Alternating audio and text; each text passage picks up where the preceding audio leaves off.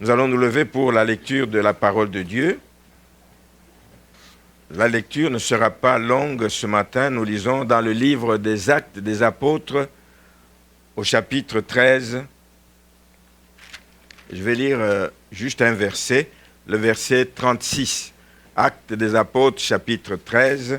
On va lire le verset 36. Or, David, après avoir en son temps, ou dans d'autres versions, dans sa génération, servi au dessein de Dieu, est mort, a été réuni à ses pairs et a vu la corruption. David, après avoir servi au dessein de Dieu en son temps, dans sa génération, est mort, il a été réuni à ses pairs et il a vu la corruption. Notre Dieu, donne-nous la grâce d'apprendre à te servir dans notre génération. Une génération qui a des problèmes, une génération pourrie, une génération qui se meurt, une génération qui s'est éloignée de toi. Donne-nous la grâce, comme tu as accordé à David, de te servir pendant que nous sommes encore ici sur terre. Dans le nom de Jésus. Amen. On s'assoit. Alors, le titre du message va être donc « Servir Dieu dans sa génération ».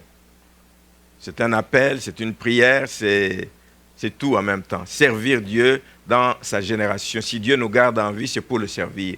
Si Dieu nous garde en vie, c'est pour être à son service. Il a besoin d'ouvriers, il a besoin d'hommes et de femmes qui s'engagent. Il a besoin d'hommes et de femmes qui se rendent disponibles pour que l'œuvre de Dieu avance. Mais avant d'aller plus loin dans ce message, hier j'ai reçu un courriel d'une sœur de l'église qui me partageait un message, je ne sais pas de qui elle a reçu. C'était un courriel qui parlait d'une famille, je ne vais pas l'appeler dysfonctionnelle, mais c'est une famille en Angleterre, une famille où, d'après le texte, tout est à l'envers. C'est ce que dit le texte. La maman est devenue le papa et le papa est devenu la maman. Et entre les deux, il y a un enfant, et leur enfant, lui, n'a pas de genre. Voici la famille. Et l'article s'est terminé avec une phrase qui, je me suis arrêté là-dessus, je dis, on est perdu. Avec une phrase qui dit ceci, on souhaite tout le bonheur du monde à Star, qui est le nom de cet enfant, et à ses deux parents uniques. Et la sœur qui m'a envoyé le message a fait ce commentaire ici, notre monde est vraiment malade. Non seulement qu'il est malade, mais il va à la dérive. Et les jours qui passent nous le montrent. Les jours qui passent nous le manifestent. On ne peut pas dire qu'on ne voit pas ce qui se passe autour de nous, qu'on n'entend pas ce qui se passe autour de nous. Des choses qui vont tout à fait à l'encontre de ce que Dieu veut, de ce que Dieu attend de l'humanité, de son peuple, des gens qu'il a créés à son image. Les gens deviennent rebelles à leur Créateur. Les gens font de leur tête, leur volonté, tout à l'envers, tout le contraire de ce que Dieu attend de l'être humain. Notre monde est vraiment malade. Et parmi les auteurs de ce livre, de la Bible, ici, il y a le prophète Ésaïe qui décrit un petit peu cette situation. On va le lire dans Ésaïe 24. Ésaïe 24.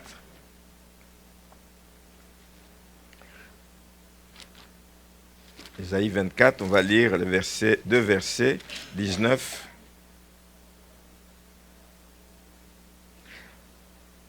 Ça décrit, je trouve, la situation actuelle dans laquelle nous sommes. La terre, Ésaïe 24, verset 19, la terre est déchirée. La terre se brise.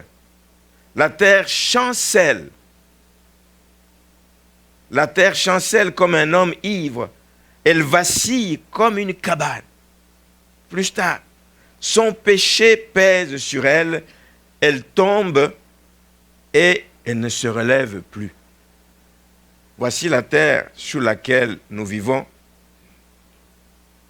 Une terre qui se détourne complètement de son Créateur. Une terre qui fait des choses tout à fait contraires à la volonté de Dieu, mais ce n'est pas étonnant parce que la parole de Dieu nous a prévenus. La terre est déchirée. Elle chancelle, son péché pèse sur elle. Et oui, le péché va grandissant, le péché se multiplie dans tous les sens. La terre tombe sous le poids des péchés et ne se relève plus. Une image sombre, une image triste, c'est là l'image qui illustre les temps dans lesquels nous sommes entrés. Les temps dans lesquels nous sommes, frères et sœurs, l'ennemi fait rage. Il fait rage dans notre génération. Il fait rage sous nos yeux. Personne ne peut dire qu'il ne voit pas ce qui se passe autour de nous. L'ennemi fait rage. Mais ma question, c'est quelle est notre réaction? Face à une scène aussi sombre, quelle est notre réaction par rapport à cela? Oui, il va y avoir des gens qui tout simplement ne vont pas se sentir concernés par ce qui se passe. Ça, ce n'est pas de mes affaires. Moi, je fais ma part, chacun fait ce qu'il veut. Il y a qui ne se sentent pas du tout concernés. Il y a d'autres qui vont se sentir concernés. Ils disent, ah oui, c'est vrai, c'est triste, mais ils vont rester les bras croisés à ne rien faire. Ça ne fait pas avancer les choses. Mais il y a une troisième catégorie de personnes de laquelle je souhaite que nous fassions tous partie. C'est qu'il y a quelques-uns, un petit noyau, et le nombre, laissez-moi vous dire, n'est pas important là-dedans, parce que Dieu va regarder au cœur de ces personnes et va leur donner la force nécessaire pour faire le travail auquel ils sont appelés. Quelques personnes vont déclarer vouloir faire la différence dans ce monde. Je souhaite, frères et sœurs, que nous soyons de ces personnes. Mais comment faire la différence dans ce monde? Comment faire la différence? Il y a plusieurs choses qu'on peut faire. D'abord, c'est travailler en nous-mêmes, en faisant des efforts sur nous-mêmes, des efforts pour nous sanctifier, des efforts pour faire la différence, ne pas vivre comme le commun des mortels dans un monde impie, mener une vie pieuse. Ça relève de nous. Parce que nous savons que nous sommes observés de partout. Et si nous faisons des gestes qui sont contraires, ça interpelle d'autres personnes. La Bible dit que nous sommes appelés à être la lumière pour briller dans un monde plein de ténèbres. La Bible nous dit que nous sommes appelés à être le sel de la terre pour impacter les gens. Donner le goût aux gens de quitter ces ténèbres, de quitter les mauvaises vies dans lesquelles ils sont et d'aller vers la vie que Dieu leur destine. Nous pouvons le faire à titre personnel en portant des fruits visibles, des fruits qui parlent, des fruits dignes de la repentance, des fruits qui disent à ceux qui nous observent, j'ai affaire ici réellement à un enfant de Dieu. Il n'a pas juste le nom de chrétien. Ceux qui étaient ici, je crois que c'est mercredi ou vendredi, nous avons partagé sur les différents noms. C'était mercredi. Les différents noms que la Bible utilise pour qualifier les chrétiens. Nous sommes chrétiens, nous sommes disciples, nous sommes frères, nous sommes croyants, etc., etc.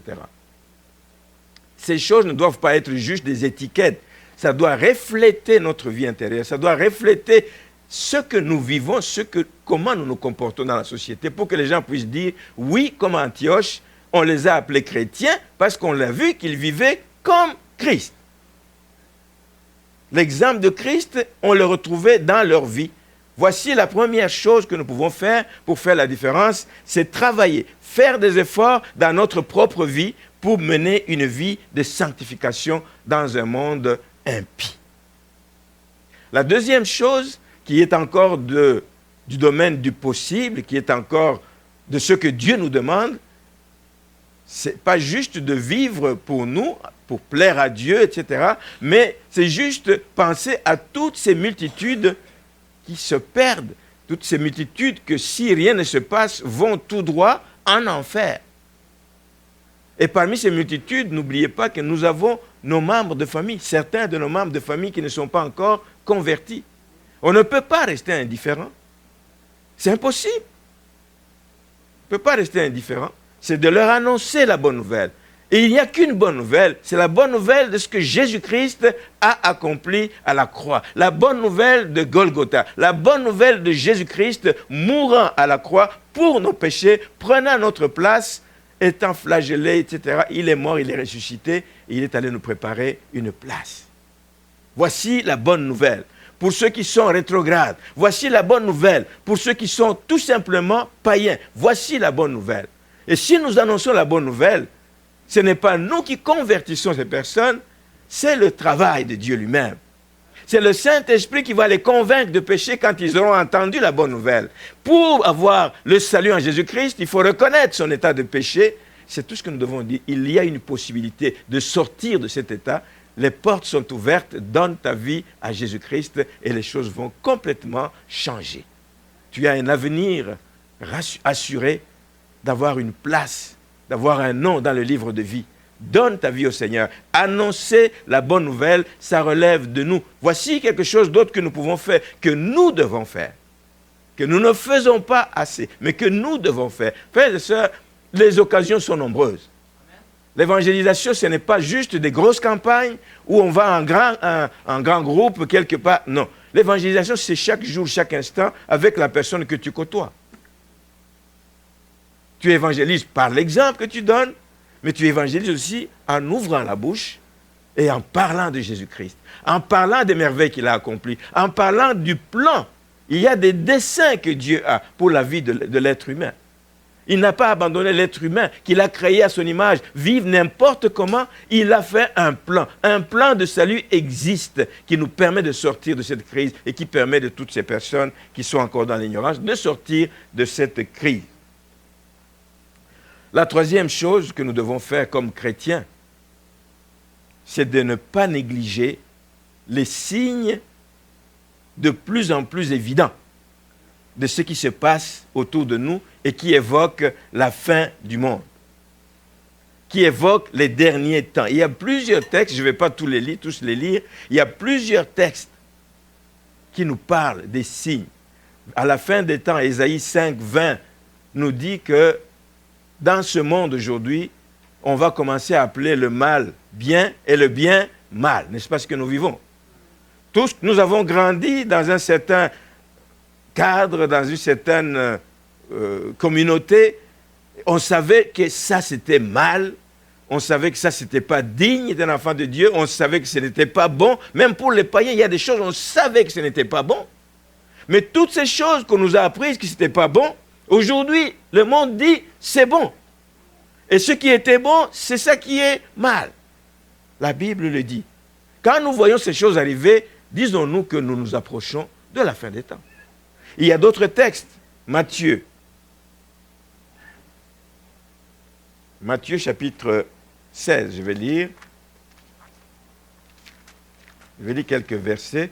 À partir du verset 1er, je vais lire les 4 premiers versets. Les pharisiens et les sadducéens abordèrent Jésus et pour l'éprouver, lui demandèrent de leur faire voir un signe venant du ciel. Jésus leur répondit, « Le soir, vous dites, il fera beau, car le ciel est rouge. Et le matin, il y aura de l'orage aujourd'hui, car le ciel est d'un rouge sombre. Vous savez discerner l'aspect du ciel. Vous êtes assez intelligent pour discerner l'aspect du ciel.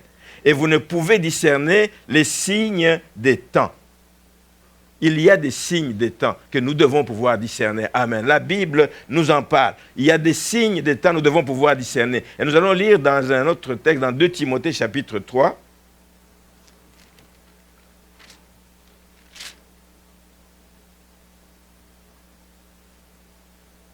Qui nous cite certains de ces signes.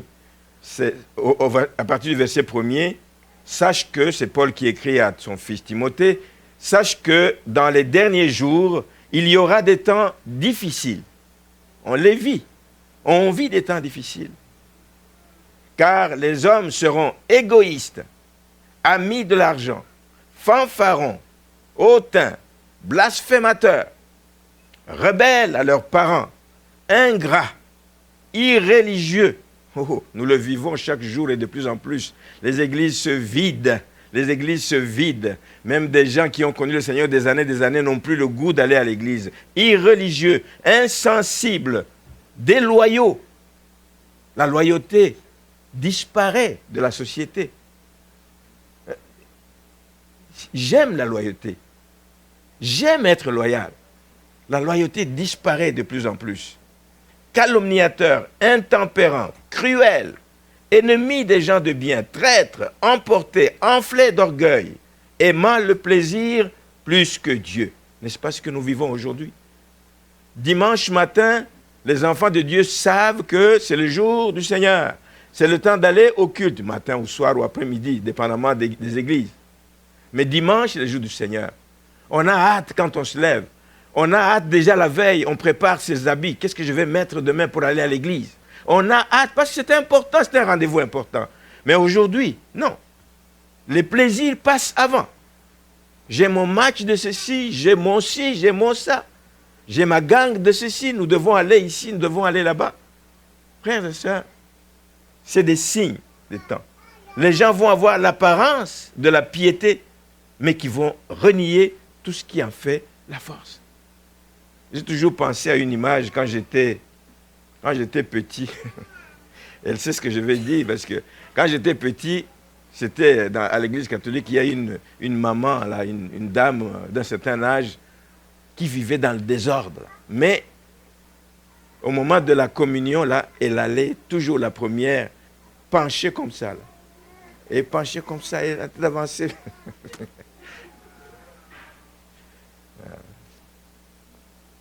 Faire semblant qu'on est pieux. Il n'y a plus de vie dans la personne. Amen. Il n'y a plus de vie de Dieu dans la personne. Mais on fait semblant. On joue avec Dieu dans de telles circonstances. Amen. L'apôtre Pierre en parle aussi. Je vais lire 2 Pierre. 2 Pierre chapitre 3.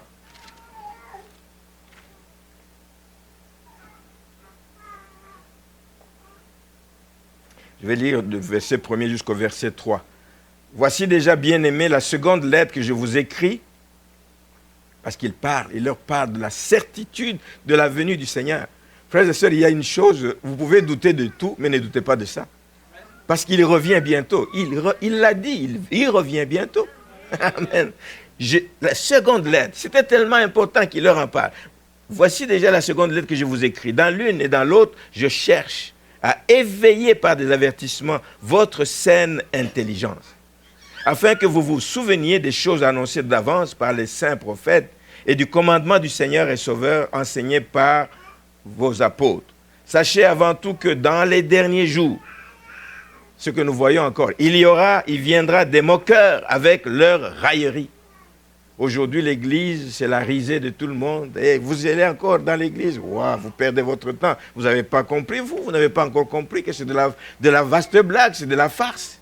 Des railleries, des moqueurs. Il ne faut pas se laisser distraire par ces personnes. Il viendra des moqueurs avec leur raillerie et qui vont marcher selon leur propre convoitise. Tous des signes qui annoncent, et nous sommes en plein dedans, nous sommes en train de le vivre. Nous sommes en train de le vivre. Et bien, un peu plus loin, au verset 8 de la même épître, Pierre justement ajoute que Dieu use de patience.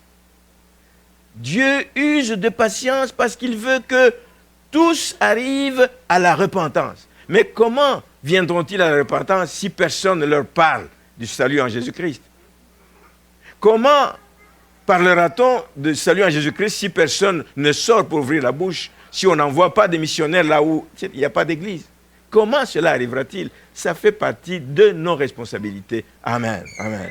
Donc, faire des efforts sur sa propre vie, donner une vie de témoignage, annoncer la bonne nouvelle, ouvrir la bouche et puis surveiller, voir les signes. Il y a des choses qui sont de plus en plus évidentes et ça, c'est notre responsabilité d'aider les gens qui sont de notre génération. C'est notre responsabilité. Dieu nous demandera des comptes. Et nous assistons donc à des scènes, à des situations de toute nature qui méritent d'être adressées. On ne peut pas, en tant qu'enfant de Dieu, voir certaines choses où on blasphème, où on est en train de traîner dans la boue des hommes de Dieu, traîner dans la boue l'église du Seigneur. Ce n'est pas l'église d'un homme, c'est l'église du Seigneur.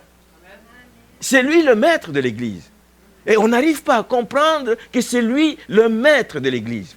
Et que si nous jouons avec son église, c'est à lui que nous allons avoir affaire. C'est à lui, pas un homme. Un homme est passager. Mais c'est à Dieu que nous allons affaire. On vit des choses difficiles. Je voudrais qu'on revienne maintenant sur notre texte d'Actes des Apôtres, chapitre 3.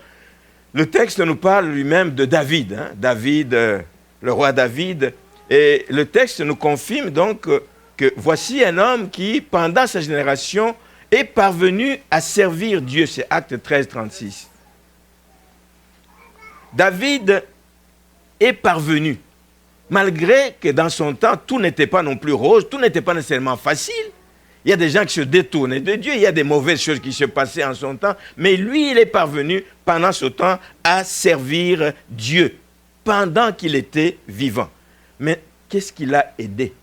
Que nous puissions en tirer des leçons. Qu'est-ce qui a permis à David? Qu'est-ce qui a permis que David soit capable de servir son Dieu donc pendant sa génération, malgré que le temps dans lequel il vivait n'était pas nécessairement meilleur que le nôtre. Hein? Mais il est parvenu à le faire. Alors il y a 3 facteurs que je vais évoquer ce matin et nous allons nous rendre plus dans le livre de Samuel, 1 Samuel.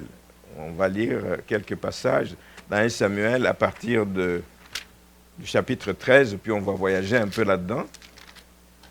Qu'est-ce qui a aidé David à être cet homme dont on parle encore aujourd'hui, qui est cité en exemple dans beaucoup de choses? Dans 1 Samuel, chapitre 13, le verset 13 et 14, il est dit ceci. Samuel dit à Saül, « Tu as agi en insensé, tu n'as pas observé le commandement que l'Éternel, ton Dieu, t'avait donné. L'Éternel aurait affermi pour toujours ton règne. » C'est lui qui était roi à ce moment-là, donc sur Israël. Et maintenant, dit donc l'homme de Dieu Samuel qui dit, maintenant ton règne ne durera point. L'Éternel s'est choisi un homme selon son cœur et l'Éternel l'a destiné à être le chef de son peuple parce que tu n'as pas observé ce que l'Éternel t'avait commandé. La première chose que nous voyons là-dedans, c'est que David était un homme au cœur selon Dieu.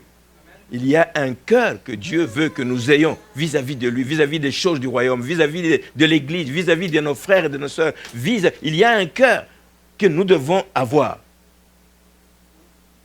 En le choisissant, quand le choix de Dieu est tombé sur David, il n'a pas regardé comme nous on a regardé, comme les gens autour regardaient à l'apparence. Il n'a pas regardé à sa taille, même s'il était beau. Il n'a pas regardé aux apparences. Nous avons tendance, nous, à regarder aux apparences. Mais Dieu n'a pas regardé aux apparences. Il n'a pas regardé non plus à ce que les gens pensent de lui. Je vais le choisir parce que la majorité autour de lui trouve que c'est un bon gars. Non. Dieu va au-delà des apparences. Dieu va au-delà des on-dit. Dieu va au-delà de ce qu'on peut attendre au sujet d'une personne. Dieu va au-delà. Dieu va regarder là où l'homme ne peut pas voir au cœur de la personne. Et la Bible nous dit que le cœur de l'homme est mauvais, il est tortueux. Qui peut le connaître? Mais Dieu peut connaître le cœur de l'homme. Et Dieu a trouvé dans David le cœur qu'il aimait, le cœur qu'il voulait avoir. Et il l'a choisi comme roi pour qu'on puisse le oindre. Le cœur selon Dieu, c'est un cœur pur. Le cœur selon Dieu, c'est un cœur repentant. Le cœur selon Dieu, c'est un cœur qui aime sans compter. Le cœur, on peut ajouter des qualifications dessus. Et David avait ce cœur. Et il le confirme, parce que David avait un cœur qui aimait Dieu, avait un cœur qui était pur vis-à-vis de Dieu. Il avait un cœur qui voulait faire la volonté de Dieu. Il le confirme, qu'il ne marche pas seul, il confirme qu'il marche avec celui qui l'a appelé. Il le confirme dans le psaume 51. Le verset 12, on peut lire juste un verset, psaume 51, verset 12, qui est un psaume donc de repentance, justement, après qu'il est tombé dans le péché avec Bathsheba. Donc au verset 12, il est dit ceci. « Ô Dieu, crée en moi un cœur pur. » Crée en moi un cœur pur, ça doit être notre prière à tous. Crée en moi un cœur pur. Le cœur de l'homme est mauvais. Ton cœur, comme le mien, c'est un cœur mauvais. C'est un cœur tortueux. Qui peut le connaître? La prière, crée en moi un cœur pur. Renouvelle en moi un esprit bien disposé. Ça continue, parce que c'est des paroles d'ailleurs d'un chant. Ne me retire pas ton esprit, rends-moi la joie de ton salut. C'est un chant que vous connaissez. Crée en moi un cœur pur. Le cœur selon Dieu, c'est un cœur pur. C'est un cœur qui qui marche selon la volonté de Dieu. C'est un cœur qui a de bonnes dispositions par rapport à ce que Dieu lui demande de faire. De bonnes dispositions. Quand Dieu te demande, tu ne discutes pas avec Dieu, tu fais ce que Dieu fait. Voici le genre de cœur que Dieu veut avoir. Et c'est ça qui a aidé David. Créez à moi un cœur pur. Si vous voulez impacter vous aussi, des gens autour de vous, si vous voulez impacter votre génération, si vous voulez veiller sur votre cœur, c'est la chose à faire d'ailleurs, veillez sur votre cœur plus que toute autre chose. Là, vous allez pouvoir impacter les gens autour de vous. Le cœur de l'homme est dur, mais Dieu veut un cœur pur. Amen. Le cœur de l'homme est fermé, mais Dieu veut un cœur qui est ouvert à son action. Puissions-nous nous disposer que le Seigneur travaille dans nos cœurs, qu'il fasse de nos cœurs un cœur qui soit malléable, comme une pâte entre les mains du potier. Un cœur qui soit disponible. Quand Dieu veut envoyer quelqu'un, qu'on puisse répondre comme Ésaïe, « Me voici, envoie-moi ». Et il n'y a pas qu'Ésaïe, il y a beaucoup de gens dans la Bible. Dieu leur dit de partir, « Me voici ». Dieu demande à Abraham de sacrifier son fils. Abraham, « Me voici ». Prêt à tout. Des cœurs comme ça que Dieu recherche. Envoie-moi. Envoie-moi sans condition. Envoie-moi sans beaucoup de questions. Mais oui, mais tu m'envoies où? Mais pourquoi tu m'envoies? Pourquoi tu n'envoies pas tel autre? Non. Me voici, envoie-moi un cœur selon Dieu. Amen. Le deuxième facteur, nous voyons au chapitre 16 de 1 Samuel. 1 Samuel, chapitre 16. On va lire un verset, le verset 13. Samuel prit la corne d'huile et l'oignit au milieu de ses frères. Donc, Samuel oignit David au milieu de ses frères et l'Esprit de l'Éternel saisit David à partir de ce jour. Et dans la suite, Samuel se leva et s'en alla à Rama. Ce que Dieu cherche, ce qui va permettre d'avoir un impact dans ce monde, ce qui a aidé David, c'est que David était revêtu de l'Esprit de l'Éternel. Il était revêtu de la puissance de l'Esprit, de sorte que tout ce qu'il a fait, il ne l'a pas fait de sa propre force, il n'a pas fait de sa propre capacité, il était revêtu de la puissance d'en haut, qui était sur lui et qui lui permettait de faire des choses qui étonnent. Maintenant, ne demandez pas l'Esprit de Dieu juste pour étaler vos capacités, comme on le voit aujourd'hui. Je veux prouver que j'ai un ministère de puissance. Non, frère et sœur, ce n'est pas pour ça que l'Esprit nous est donné. L'Esprit nous est donné pour que nous fassions la volonté de Dieu, mais pas pour étaler la capacité, pas pour nous mettre en valeur, comme on le voit beaucoup de plus en plus. Pas pour faire des spectacles non plus, comme on en voit de plus en plus. Celui qui a plus de puissance, c'est celui qui peut faire tomber tout le monde.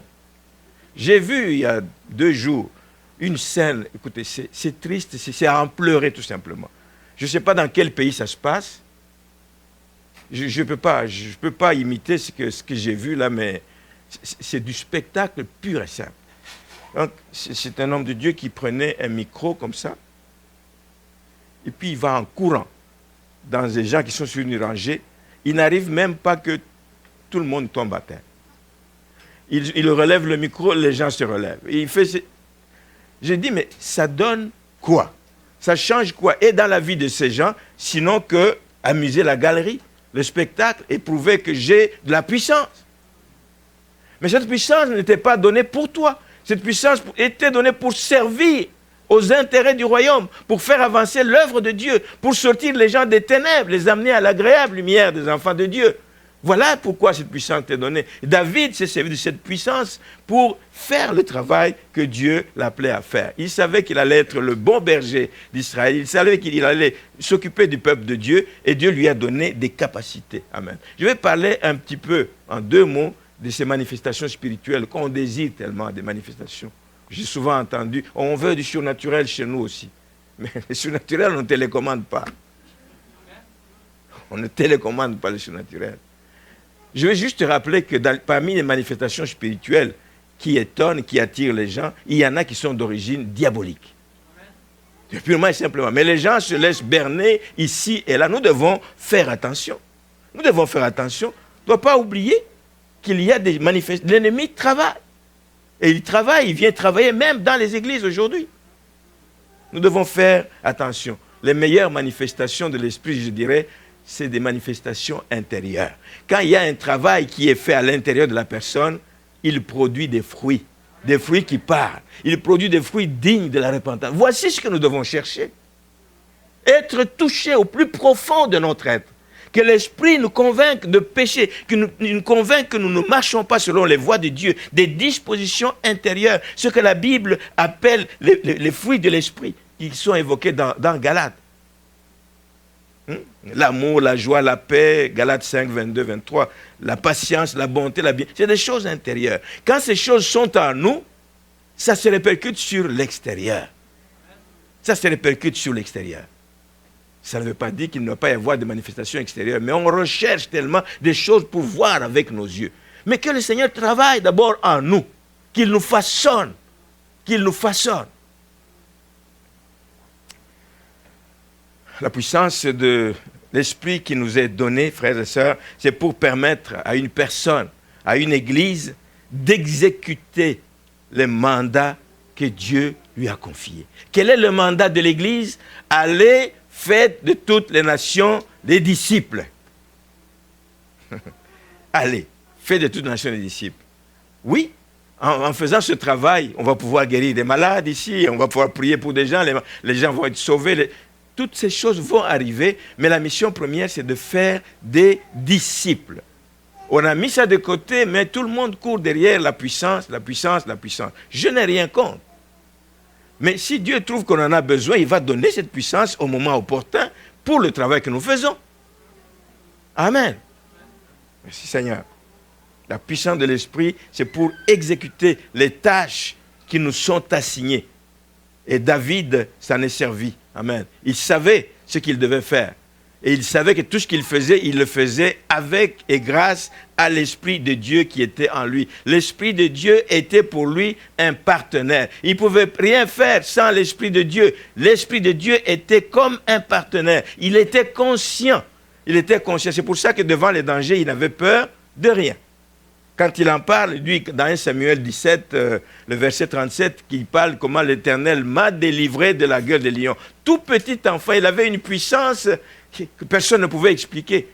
C'est Dieu en lui qui permettait qu'il puisse combattre contre les lions et l'ours et veiller sur le troupeau. Dieu le préparait pour autre chose. Ce n'était pas le troupeau de moutons qu'il le préparait pour sa bergerie à lui. Amen.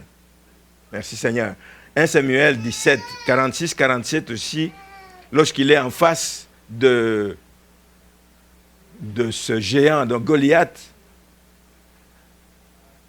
il est confiant. Frères et sœurs, ça revient à ça. Il est confiant.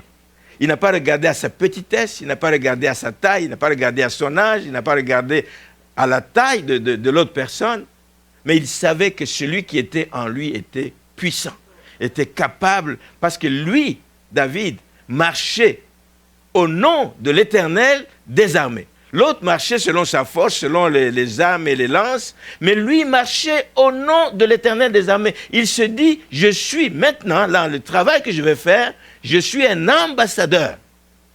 Je suis un ambassadeur. Un ambassadeur, on les appelait dans le temps des ambassadeurs plénipotentiaires. C'est-à-dire que c'est des gens qui sont pleins de pouvoir. Et le Saint-Esprit est avec nous quand nous faisons le travail qu'il nous assigne de faire, qu'il nous envoie faire. Le Saint-Esprit est avec nous. Et lui, il dit, quand il parle tellement avec assurance, quand il parle à Goliath, dans le 1 Samuel 17, le verset 46 et 47, voici ce qu'il dit. David, au verset 45, David dit aux Philistins, « Tu marches contre moi avec l'épée, la lance et le javelot, et moi je marche contre toi au nom de l'Éternel des armées, du Dieu de l'armée d'Israël, que tu as insulté. » C'est lui qui m'a oint, c'est lui qui m'a rempli de l'esprit, de son esprit. Je marche avec l'Esprit de Dieu. Aujourd'hui, dit-il, l'Éternel te livrera entre mes mains, et je t'abattrai et je te couperai la tête. Quelle assurance! Aujourd'hui, je donnerai les cadavres du camp des Philistins aux oiseaux du ciel et aux animaux de la terre. Et la dernière partie qui m'intéresse est toute la terre. Toute la terre, la preuve c'est qu'aujourd'hui nous le savons, aujourd'hui on en parle. Toute la terre saura qu'Israël a un Dieu. Amen. Le monde a besoin de savoir que nous servons le Dieu Tout-Puissant que nous avons chanté. Le monde a besoin de savoir que nous servons le Dieu merveilleux, le Dieu qui a qui a tous les pouvoirs entre ses mains. Le monde a besoin de le savoir. Pas pour nous enorgueillir, pas pour que nous puissions dire nous sommes meilleurs que quiconque. Mais le monde a besoin de le savoir. Et c'est le but. Faire connaître Christ au monde. Faire connaître Christ autour de nous. Amen. Et il va nous revêtir de puissance, frères et sœurs. Pas juste pour faire tomber les gens, pas juste pour ouvrir les yeux des aveugles, mais qu'au travers de sa puissance en nous, quand tu passes à côté de quelqu'un, tu inspires confiance. Il y a des gens comme ça que tu vois, tu te sens en confiance auprès de la personne. Il y a des gens que tu vois juste son faciès. Tu sens que c'est une bonne personne et tu es prêt à te confier à cette personne. C'est le Saint-Esprit en nous qui dégage toutes ces choses et qui nous permet de faire le travail que nous avons à faire. Un travail intérieur, il est capital. Nous regardons beaucoup à l'extérieur, mais nous avons besoin aussi de faire un travail à l'intérieur. Donc, si tu veux être utilisé par Dieu dans ta génération, ben, assure-toi de ne rien faire par toi-même, par tes propres forces. Tu n'arriveras à rien. À un moment donné, tu vas te buter contre le mur. Écoute la voix du Saint-Esprit. Le Saint-Esprit est en nous. Il n'est plus sur nous comme à l'époque, il est en nous. Partout où nous sommes, il est avec nous. La Bible dit dans le psaume 32, verset 8, que je t'instruirai. Pas quand tu es à l'église seulement. Quand tu es au travail, je t'instruirai. Quand tu es sur la route, je t'instruirai. Je te conseillerai. Ne va pas à gauche, va à droite. Tu entendras une voix qui te dit, va à gauche, pas plutôt à droite. Je te montrerai le chemin à suivre. Le Saint-Esprit est là pour ça. Nous conseiller, nous instruire. Mais il faut qu'on soit à l'écoute de la voix du Saint-Esprit. Le succès dans le travail que nous faisons relève de l'écoute de la voix du Saint-Esprit. L'autre chose que nous devons faire par rapport à ça, c'est d'être conscient que tu agis comme un ambassadeur. Là où je suis, je parle comme ambassadeur de Christ. Frères et sœurs, ambassadeur de Christ. Je ne le suis pas plus que vous, mais il faut que vous en soyez conscients. Ambassadeur de Christ. Au travail, tu es ambassadeur de Christ. Amen. Et confiance. Et confiance en toi. Tu es ambassadeur de Christ. Il te protège, il te garde, il te guide. Il te donne des droits. Tu jouis de la protection de Dieu. Tu jouis de l'autorité qui est dévolue aux enfants de Dieu, aux ambassadeurs. Ils ont une autorité. Des ambassadeurs vont dans des pays, ils font des accidents. On ne les arrête pas. Ils sont protégés. Je ne suis pas en train de pousser à aller faire des accidents, c'est pas ça. Il y a des droits que nous avons d'enfants de Dieu, donc il faut savoir se servir.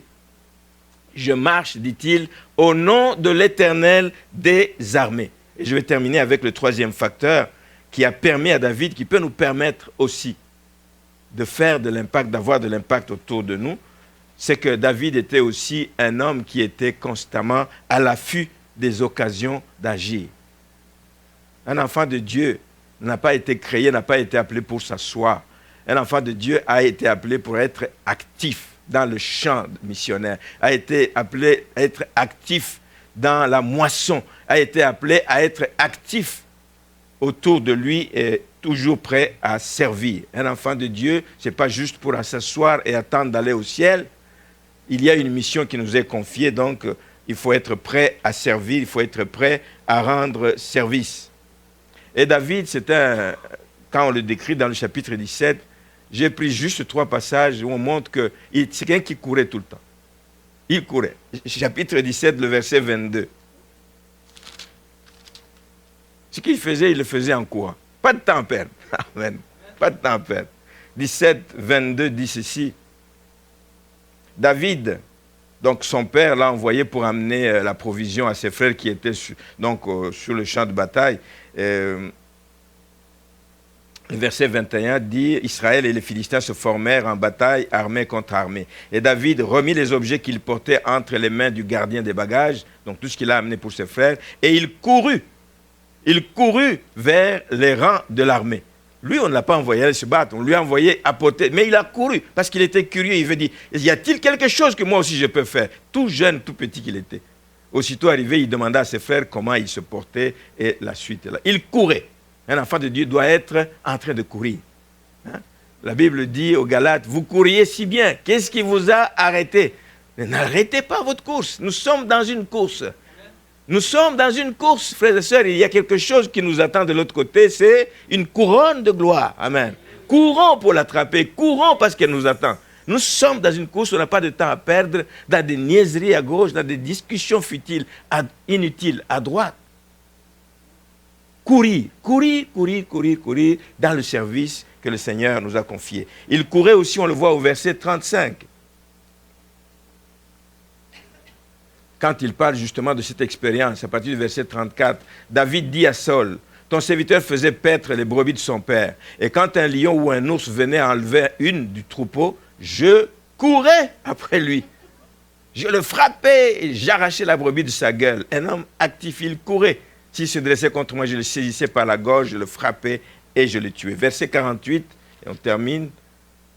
Aussitôt, ça c'est après le combat dans le cadre du combat avec le Philistin, aussitôt que le Philistin se mit en mouvement pour marcher au-devant de David, donc lui il a déjà ramassé ses 5 pierres, il est prêt. Sans casque, sans rien, il est prêt. Et le type dit, mais ce garçon, il s'amuse.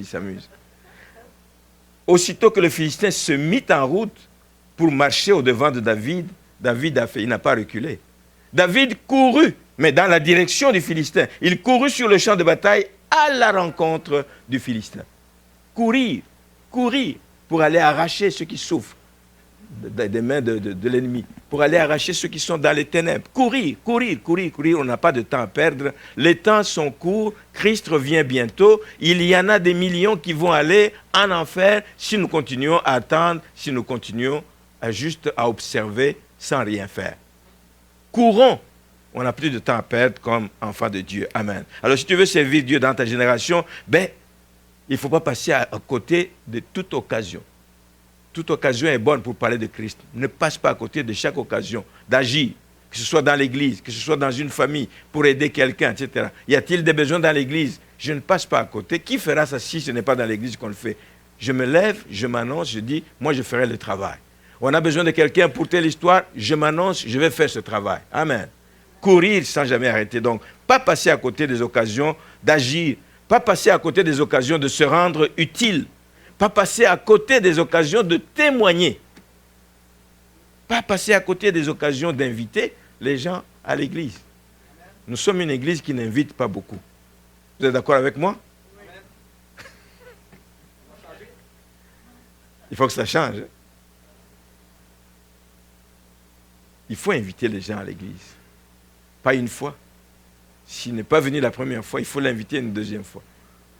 Un jour, peut-être que pour avoir la paix avec toi, un peu comme ce juge, il va dire, bon, ok, tu m'as assez parlé de ton église, je vais y aller. Et le jour, c'est le jour de son salut. Il arrive, ce jour-là, il y a un message qui sort bien à propos de tout ce qu'il s'est toujours posé comme question, et le voilà qui donne sa vie au Seigneur. Invitez. Ça ne vous coûte rien d'inviter les gens à l'église. Nous terminons ce matin en disant que les choses vont vite, et même très vite autour de nous. Tout indique que nous allons vraiment vers les derniers jours. L'importance pas des événements, mais des catastrophes de plus en plus étonnantes que l'on attribue au changement climatique, etc. Mais c'est des signes, frères et sœurs. C'est de plus en plus important. On n'a pas vu ça depuis. Non seulement que c'est gros comme catastrophe, mais aussi c'est très rapproché. Dans le temps, on entendait des ouragans une fois tous les X années, je ne sais pas. Maintenant, dans la même année, là, on n'est même pas encore sorti des conséquences de Harvey là-bas aux États-Unis, qu'il y a Irma, qu'il y a je ne sais pas quoi, et puis on dit encore un autre qui se forme, qui se dirige vers l'est de l'Amérique du Nord. La fréquence, c'est des choses qui nous parlent, c'est des signes qui nous parlent. Donc, ne soyons pas indifférents par rapport à ça. Je voudrais vous rappeler en terminant justement que la moisson est abondante, mais qu'il y a peu d'ouvriers. Pas juste des ouvriers, mais des ouvriers consacrés. Des ouvriers qui sont fermes dans leur engagement. Ça sert à quoi quand on fait appel? On a besoin de gens pour aller à l'école de dimanche. Plusieurs mains se lèvent, mais lorsqu'il s'agit d'y aller, on ne voit pas les personnes. Ça sert à quoi? On a besoin d'ouvriers fermes dans leur engagement. Je m'engage, je le fais. Voici ce que Dieu attend de nous. On a besoin donc d'hommes et de femmes, de jeunes, qui cherchent à plaire à Dieu tout au long de leur vie, qui se laissent guider par le Saint-Esprit, pas marcher parce que je suis plus sage, plus fin, plus intelligent, plus instruit, dirigés par le Saint-Esprit. Des hommes et des femmes qui sont conscients que le temps est court, des hommes et des femmes qui ne vont pas laisser passer d'occasion pour agir, pour parler, pour inviter, pour faire du bien, pour exhorter. Ça ne s'adresse pas seulement aux païens. Tu peux exhorter ton frère dans l'église, tu peux exhorter ta sœur dans l'église. Quand tu vois qu'elle fait des choses qui ne sont pas correctes, tu peux le faire avec amour. En ayant pris le soin de prier sur ça, le Seigneur va voir ton cœur et il va t'accorder ce que ton cœur désire. Amen. Il est encore temps, frères et sœurs. Il est encore temps de le faire. Rappelez-vous la parabole des talents. Dans le Matthieu chapitre 25, on ne va pas lire. Allez lire ça. La parabole des talents. Dieu confie des talents aux gens. Mais celui qui confie reviendra un jour pour demander des comptes. Et ce jour n'est pas lointain. Et il nous demandera des comptes. Nous serons un jour, personne ne va échapper. Un jour, nous serons face à face avec le Seigneur. Et il va nous demander, je t'ai donné 30 ans de vie sur cette terre. Qu'as-tu fait de ces 30 ans? Je t'ai donné 70 ans de vie. Qu'as-tu fait de ces 70 ans? Nous aurons des comptes à rendre. Et il n'y a que deux possibilités. Comment il a qualifié ses serviteurs? Soit qu'il nous qualifiera de bons et fidèles serviteurs, viens, entre dans la joie de ton maître, soit tu nous qualifieras de serviteurs inutiles, paresseux, méchants, qui n'aura rien fait de tout le temps que Dieu lui a donné pour faire avancer le royaume. Je souhaite que nous soyons tous prêts à entendre « Viens, bon et fidèle serviteur, entre dans la joie de ton maître ». Donc il est encore temps de nous mettre à l'action. On va s'incliner, incliner nos têtes.